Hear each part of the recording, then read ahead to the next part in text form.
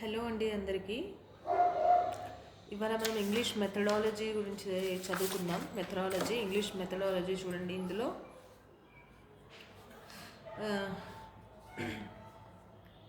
English మెథడాలజీలో ఇది చూద్దాం. ఈ టాపిక్ చూద్దాం. Approaches, methods and techniques of teaching English. ఓకేనా? Okay. So approaches, methods and టెక్నిక్స్ని ఇంట్రడ్యూస్ చేసింది, దీని గురించి చెప్పింది ఎవరు అంటే Edward Anthony in the year 1965లో. ఓకే, ఇక్కడ ఫస్ట్ అప్రోచ్ అంటే ఏంటో డెఫినేషన్ తెలుసుకుందాము. It deals with the different theories about the nature of language and how languages are learned. ఓకేనా? అంటే ఈ డిఫరెంట్ ఇంగ్లీష్ ఎలా నేర్చుకోవాలి, దాని థియరీస్ గురించి, అంటే లాంగ్వేజ్ యొక్క నేచర్ గురించి తెలిపేదే అప్రోచ్ అండి. ఈ థియరీస్ అన్నీ అజంప్షన్స్ మీద ఆధారపడి ఉంటాయి. ఓకేనా? అజంప్షన్స్ మీద ఆధారపడి ఉంటాయి ఇవి. అప్రోచ్ అంటే మళ్ళీ ఒకసారి చూడండి. It deals with different theories about the nature of language and how languages are learned. These theories are based on assumptions. ఓకేనా? అంటే relation between theory and practice. Nothing but approach అంటే ఏంటి అంటే థియరీకి ప్రాక్టీస్కి మధ్య రిలేషన్ అనమాట. అంటే లాంగ్వేజ్ ఎలా నేర్చుకోవాలి, దాని నేచర్ ఏంటి, దానికి సంబంధించిన థియరీస్ ఏంటి అనేది తెలిపేదే అప్రోచ్. నెక్స్ట్ మెథడ్ అంటే ఏంటి అంటే overall plan using which language is taught systematically. అంటే ఒక లాంగ్వేజ్ని ఎలా చెప్పాలి, సిస్టమాటిక్గా ఎలా చెప్పాలి అనే దాని గురించి ఓవరాల్ ప్లాన్. అదొక సెట్ ఆఫ్ ప్రొసీజర్స్. అంటే ఎలా ఒక లాంగ్వేజ్ని ఎలా టీచ్ చేయాలి అనేది చెప్పే సెట్ ఆఫ్ ప్రొసీజర్స్ని మెథడ్ అంటారు.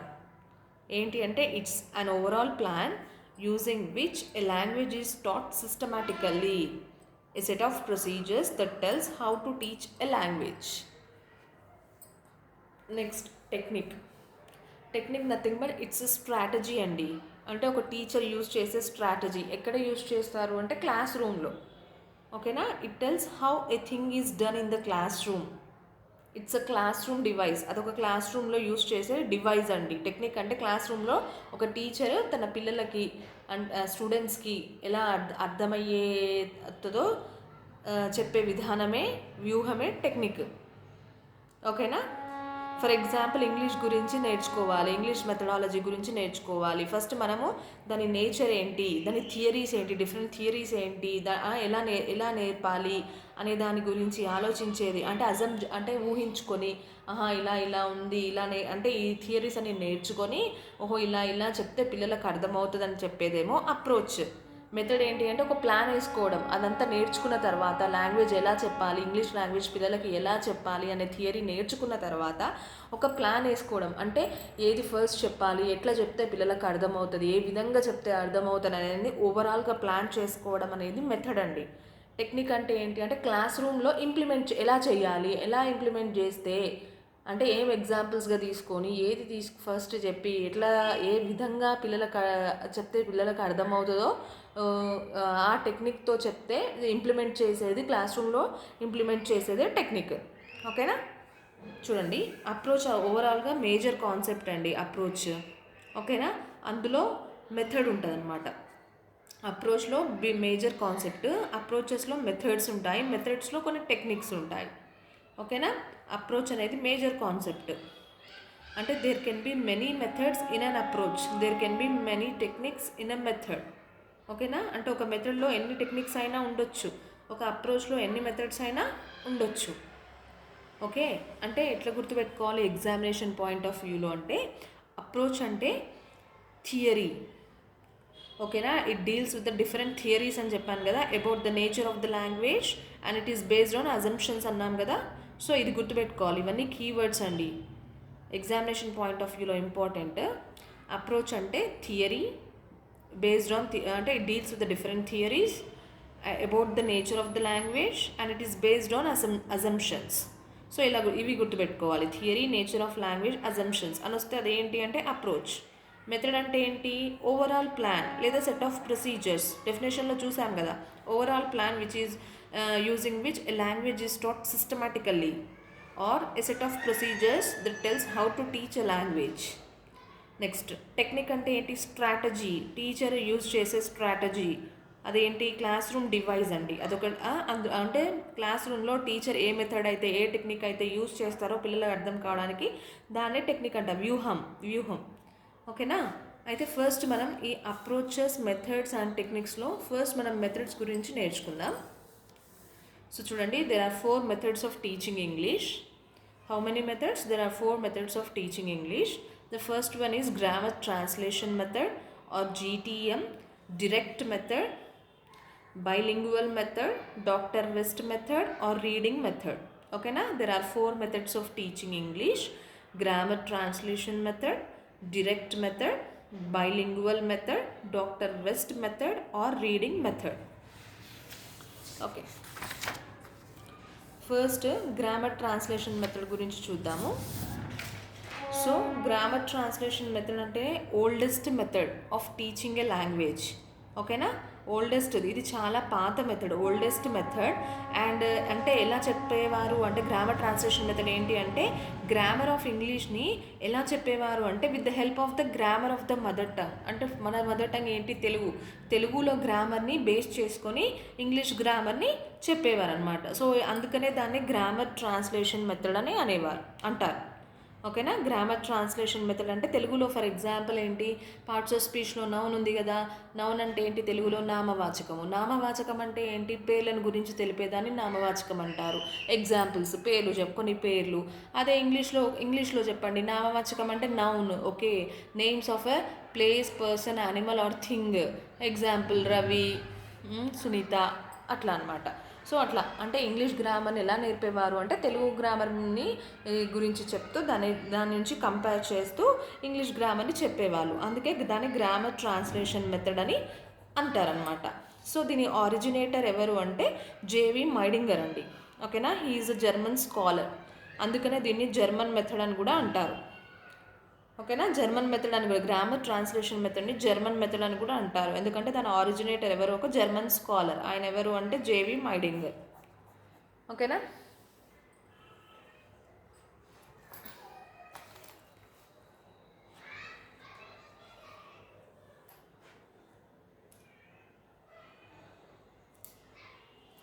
ఓకే, దీన్ని అంటే ఈ గ్రామర్ ట్రాన్స్లేషన్ మెథడ్ని కొంతమంది సపోర్ట్ చేసిన స్కాలర్స్ కూడా ఉన్నారు. వాళ్ళు అంటే ఈ జేవి మైడింగర్తో పాటు మీకు కొంతమంది స్కాలర్స్ ఉన్నారు. అంటే ఈ మెథడ్ని సపోర్ట్ చేసిన వాళ్ళనే ఎక్స్పోనెంట్స్ అని అంటారు. సో వాళ్ళు ఎవరో చూద్దాం. ఆలెండోర్ఫ్, కాల్పోర్ట్స్, సైడెన్స్టక్కర్. ఓకేనా? దీని ఆరిజినేటర్ ఎవరు? జేవి మైడింగర్ కదా. సో దీని ఎక్స్పోనెంట్స్ అంటే ఈ మెథడ్ని సపోర్ట్ చేసిన వాళ్ళు ఆలెండోర్ఫ్, కాల్పోర్ట్స్, సైడెన్స్టక్కర్. సో ఎలా గుర్తుపెట్టుకోవాలి అంటే ముందర ఇక్కడ జే యాడ్ చేసుకోండి. జోక్స్ ఇన్స్టెడ్ ఆఫ్ ఈ ఒకటి తీసేయండి. ఈ అనేది ఉండదు. జోక్స్ అంటే జాక్స్. ఓకేనా? జోక్స్ లాగా అట్లా గుర్తుపెట్టుకోండి. ఎక్స్పోనెంట్స్ ఇవి ఇంపార్టెంట్ అండి ఎగ్జామినేషన్ పాయింట్ ఆఫ్ వ్యూలో.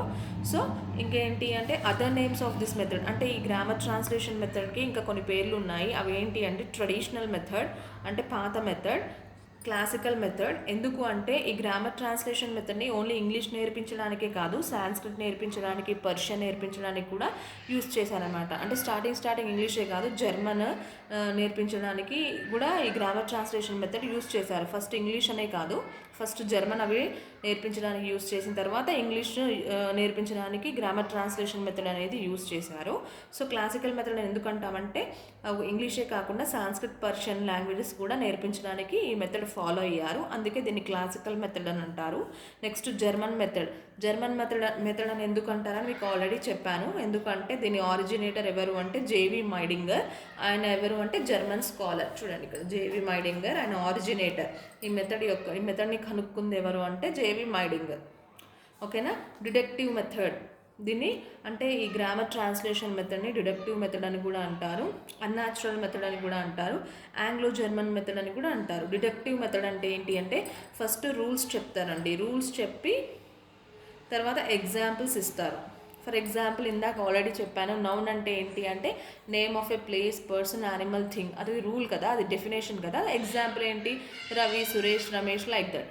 ఎగ్జాంపుల్. అంటే ఫస్ట్ రూల్ చెప్పి తర్వాత ఎగ్జాంపుల్ ఇచ్చేది డిడక్టివ్ మెథడ్. సో అందుకనే గ్రామర్ ట్రాన్స్లేషన్ మెథడ్లో కూడా ఫస్ట్ రూల్స్ చెప్తారు, తర్వాత ఎగ్జాంపుల్స్ ఇస్తారు. So also known as grammar translation method, also known as deductive method. Unnatural method అని ఎందుకు అంటామంటే, సో మామూలుగా ఒక లాంగ్వేజ్ని నేర్చుకోవాలంటే ఫస్ట్ మనం బేసిక్ స్కిల్స్ ఉండాలి. అవి ఏంటి అంటే LSRW. ఏంటి అంటే listening, speaking, reading, writing. First ఏదైనా లాంగ్వేజ్ నేర్చుకోవాలంటే ఫస్ట్ వినాలి, విన్న తర్వాత మాట్లాడాలి, మాట్లాడిన తర్వాత రాయాలి, చదవాలి. లిజనింగ్, స్పీకింగ్, రీడింగ్, రైటింగ్, అంతే కదా. ఇవి ఫాలో అవ్వాలి. ఇవి ఫాలో అయితే అది న్యాచురల్ మెథడ్ అని అంటారు. అంటే ఫస్ట్ మనం ఏంటి డైరెక్ట్ అయితే రాయం కదా. ఇప్పుడు మన మదర్ టంగ్ ఉంటుంది, మనం డైరెక్ట్ అయితే పుట్టడంతోనే మన మదర్ టంగ్ని రాయం కదా. ఫస్ట్ వింటాము, విన్న తర్వాత మాట్లాడతాము, మాట్లాడిన తర్వాత స్కూల్కి వెళ్తాం కదా, అప్పుడు రాయడం చదవడం నేర్చుకుంటాము, అంతే కదా. చదవడం రాయడం నేర్చుకుంటాము, ఫస్ట్ చదువుతాము తర్వాత రాస్తాము, అంతే కదా. సో ఈ మెథడ్, ఈ సీక్వెన్స్ని ఫాలో అవుతే దాన్ని న్యాచురల్ మెథడ్ అంటారు. ఈ సీక్వెన్స్ని ఇది గ్రామర్ ట్రాన్స్లేషన్ మెథడ్ ఫాలో అవ్వదు, అందుకే దీన్ని అన్యాచురల్ మెథడ్ అని అంటారు. అది తర్వాత ఎక్స్ప్లెయిన్ చేస్తా. Next Anglo German method. Anglo German method అంటే ఎందుకు అంటామంటే, దీన్ని ఇంగ్లాండ్లో కూడా ఈ మెథడ్ని యూస్ చేస్తారు, అందుకనే దీన్ని ఆంగ్లో అని. జర్మన్ అంటే జర్మనీలో కూడా ఈ మెథడ్ని యూస్ చేస్తారు, అందుకనే ఆంగ్లో జర్మన్ మెథడ్ అని కూడా అంటారు అన్నమాట. ఓకేనా. దీన్ని 1793లో జేసీ ఫ్రిక్ గ్రామర్ ట్రాన్స్లేషన్ అంటే ఒక బుక్ రాశారు ఈయన. 1793లో జేసీ ఫ్రిక్ గ్రామర్ ట్రాన్స్లేషన్ గురించి ఏంటంటే course for the teaching of English అనే బుక్ ఈయన రాశారు. అందులో కొన్ని ప్రిన్సిపల్స్ అనేవి రాశారు. ఏంటో చూద్దాం. అవి ఏంటంటే మదర్ టంగ్ డామినేట్స్. అంటే ఒక ఇంగ్లీష్ని అంటే ఈ మెథడ్లో గ్రామర్ ట్రాన్స్లేషన్ మెథడ్లో ఒకవేళ మనము ఇంగ్లీష్ నేర్చుకోవాలి అనుకుంటే ఏంటి అంటే మదర్ టంగ్ డామినేట్ చేస్తుంది. ఏంటిది ఇంగ్లీష్ నేర్చుకోవడంలో మదర్ టంగ్ డామినేట్ చేస్తుంది. ఎట్లా అంటే మనము ప్రతిదీ ఈ గ్రామర్ ట్రాన్స్లేషన్ అంటే ప్రతి ఇంగ్లీష్ వర్డ్ని మనం ఏం చేస్తాము తెలుగులోకి ట్రాన్స్లేట్ చేస్తాము. సో అక్కడ ఏంటి అంటే మనం నేర్చుకోవాల్సిన సబ్జెక్ట్ కంటే ఏమిటి మనం తెలుగులో ట్రాన్స్లేట్ అంటే మన మదర్ టంగ్ తెలుగు కదా, సో తెలుగు డామినేట్ చేస్తుంది అనమాట ఇంగ్లీష్ని. సో ఎవ్రీ వర్డ్ ప్రతి ఒక్క వర్డ్ అనేది మదర్ టంగ్లోకి ట్రాన్స్లేట్ చేస్తాము. అంటే ఏంటి ఇక్కడ యూనిట్ ఏంటి వర్డ్ అనమాట. అంటే ప్రతి ఒక్క పదాన్ని ప్రతి ఒక్క వర్డ్ని మనం ట్రాన్స్లేట్ చేస్తాము ఇంగ్లీష్ నుంచి తెలుగులోకి. సో ఇంపార్టెన్స్ అండ్ ఈ గ్రామర్ ట్రాన్స్లేషన్ మెథడ్ ఇంపార్టెన్స్ దేనికి ఇస్తుంది అంటే ఓన్లీ రీడింగ్కి, రైటింగ్కి ఇస్తుంది. LSRW అని చెప్పాను కదా మీకు ఇందాక, బేసిక్ స్కిల్స్ ఒక లాంగ్వేజ్ నేర్చుకోవడానికి. అందులో ఇది రీడింగ్కి, రైటింగ్కి మాత్రమే ఇంపార్టెన్స్ ఇస్తుంది. అంటే ఇది లిజనింగ్కి, స్పీకింగ్కి నెగ్లెక్ట్ చేస్తుంది. సో అందుకనే ఇది అన్యాచురల్ మెథడ్ అనమాట. ఓకేనా. ఇందాక చెప్పాను కదా ఇది అన్యాచురల్ మెథడ్ అంటే ఎందుకు అంటే ఇది ఓన్లీ దేన్ని ఎంఫసైజ్ చేస్తుంది అంటే రీడింగ్ని, రైటింగ్ని నెగ్లెక్ట్ చేస్తుంది. దేన్ని? లిజనింగ్ని, స్పీకింగ్ని.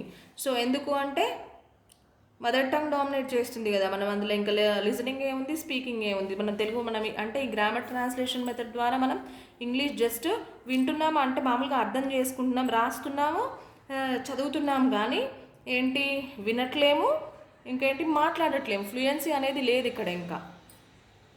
ఎందుకు అంటే ఇక్కడ మదర్ టంగ్ అనేది డామినేట్ చేస్తుంది కదా. సో LSRWని ఫాలో చేస్తే అది న్యాచురల్ మెథడ్ అనమాట.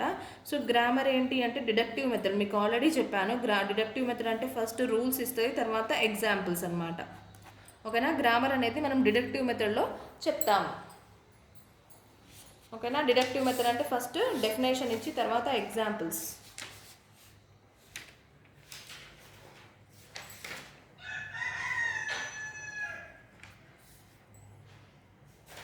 ఓకే.